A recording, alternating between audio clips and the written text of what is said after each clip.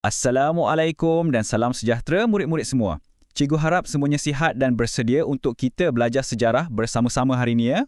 Baiklah, untuk makluman semua, perkongsian kita kali ini ialah sambungan kepada video asas sebelum ini. Bab satu ini agak panjang, jadi cikgu dah bahagikannya kepada 3 bahagian supaya kita semua lebih mudah faham. Dan dalam sesi ini, kita akan fokus sepenuhnya kepada bahagian 1. Okey, ini dia apa yang kita akan belajar. Mula-mula kita akan kenal dulu siapa kuasa barat. Lepas tu kita akan tengok satu persatu kenapa mereka datang mengikut zaman 3G, zaman revolusi perindustrian dan zaman teknologi. Akhir sekali kita buat rumusan mudah. Jom kita mulakan. Baik, kita masuk bahagian pertama. Soalan yang paling asas sekali, sebelum kita faham kenapa mereka datang, kita kenalah tahu dulu siapa sebenarnya yang kita panggil kuasa barat ni. Jadi, dari mana agaknya datangnya kuasa-kuasa barat ini? Mereka ni datang dari tempat yang sangat-sangat jauh. Nun dari sebuah benua yang dipanggil Eropah. Okey, jom kita kenal dengan watak-watak utama dalam cerita kita ni. Ada Portugis, Spanyol, Belanda, British dan juga Perancis. Cuba ingat nama-nama ni sebab mereka lah kuasa-kuasa utama yang akan selalu kita sebut dalam bab ini. Sekarang kita dah kenal siapa mereka. Apa kata kita putarkan masa, kita kembali ke abad ke-16 untuk cari sebab pertama kenapa mereka sanggup berlayar beribu-ribu batu jauhnya ke negara kita. Jangan risau, jom kita fahamkan satu-satu. Pada abad ke-16, matlamat utama mereka ni senang je nak ingat. Kita guna formula 3G. G yang pertama ialah gold, yang bermaksud kekayaan. G yang kedua pula, glory, yang bermaksud kemasyhuran. Dan G yang ketiga, gospel, iaitu untuk keagamaan. 3G, cara mudah untuk kita ingat. Mari kita lihat G yang pertama. Gold ataupun kekayaan. Bila kita sebut gold, jangan bayangkan jongkong emas sahaja. Ia sebenarnya merujuk kepada segala jenis kekayaan dan barangan berharga yang mereka sangat-sangat inginkan dari timur. Apa agaknya barangan mewah yang mereka cari itu?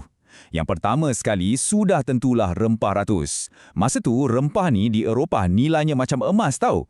Selain tu, mereka juga nakkan barangan dari China seperti teh, kain sutera yang cantik dan juga tembikar. Dan semestinya, emas dan perak juga ada dalam senarai idaman mereka. Jadi, kenapa alam Melayu jadi tumpuan? Sebabnya, lokasi kita ni strategik sangat. Cuba bayangkan, ia macam satu hub atau pusat pengumpulan di mana semua barang dari China dan Kepulauan Rempah dikumpul di satu tempat. Pelabuhan kita pula macam R&R untuk kapal-kapal mereka. Dekat sinilah mereka boleh singgah, baiki kapal, tambah bekalan makanan dan air sambil tunggu angin monsun yang sesuai untuk berlayar semula. Baik, kita dah faham gold. Sekarang kita tengok pula glory dan gospel. Glory ni maksudnya kemasyhuran. Bagi raja-raja di Eropah, lagi banyak tanah jajahan yang mereka ada, lagi gah dan masyhurlah nama negara mereka. Dan yang terakhir, gospel. Ini ialah misi keagamaan mereka untuk menyebarkan ajaran Kristian. Matlamat ini sangat penting, terutamanya bagi negara seperti Spanyol dan Portugal pada zaman itu. Okey, selesai cerita abad ke-16. Sekarang kita bergerak maju ke abad ke-17 dan ke-18. Pada zaman ni, sebab kedatangan mereka ke timur mula berubah sikit. Ada satu peristiwa besar yang berlaku di Eropah yang telah mengubah segalanya. Peristiwa besar tu namanya Revolusi Perindustrian. Apa benda tu, Revolusi Perindustrian? Senang je nak faham. Ia adalah satu perubahan besar-besaran di mana barang-barang tak lagi dibuat satu-satu dengan tangan, tapi dihasilkan dengan sangat banyak dan cepat menggunakan mesin di kilang-kilang besar. Perubahan ni penting sangat. Cuba kita tengok bezanya. Sebelum revolusi, mereka datang cari rempah dan barang mewah. Tapi selepas revolusi, mereka datang sebab keperluan kilang-kilang mereka. Kilang perlukan 2 benda penting. Pertama, bekalan bahan mentah yang banyak dan tak putus-putus. Kedua, mereka perlukan tempat atau pasaran baru untuk jual semua barang yang kilang dah hasilkan tu. Jadi, matlamat mereka bukan lagi sekadar berdagang, tapi dah berubah kepada untuk menguasai terus kawasan yang ada bahan mentah tu. Kita teruskan lagi perjalanan masa kita. Sekarang, kita dah sampai ke abad ke-19 dan 20.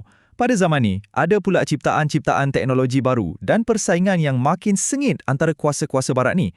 Semua ini menyebabkan perlumbaan untuk menjajah jadi semakin hebat dan pantas. Industri-industri baru di Eropah dan Amerika perlukan bahan mentah yang baru juga. Contohnya, industri kereta tengah berkembang pesat. Mereka perlukan apa? Mereka perlukan getah asli dari negara kita untuk buat tayar. Biji timah kita pula sangat-sangat diperlukan untuk buat tin makanan di Amerika Syarikat. Nampak tak kaitan terus antara hasil bumi kita dengan kilang-kilang di seberang laut sana? Ada 3 perkara penting yang buatkan semua ini berlaku dengan lebih pantas. Pertama, pembukaan terusan Suez pada tahun 1869. Kedua, ciptaan kapal wap, kapal yang guna enjin wap bukan lagi layar. Dan ketiga, ciptaan telegraf yang membolehkan mereka hantar mesej dengan cepat dari Eropah ke Timur. Cuba kita lihat peta ni. Gabungan terusan Suez dengan kapal wap memang mengubah segalanya. Dulu mereka kena ikut laluan yang panjang, pusing keliling benua Afrika, makan masa berbulan-bulan. Tapi dengan adanya terusan Suez, laluan tu jadi sangat pendek dan cepat. Ditambah pula dengan kapal wap yang lebih laju dan boleh bawa muatan lebih banyak, urusan penjajahan menjadi lebih mudah dan lebih untung bagi mereka.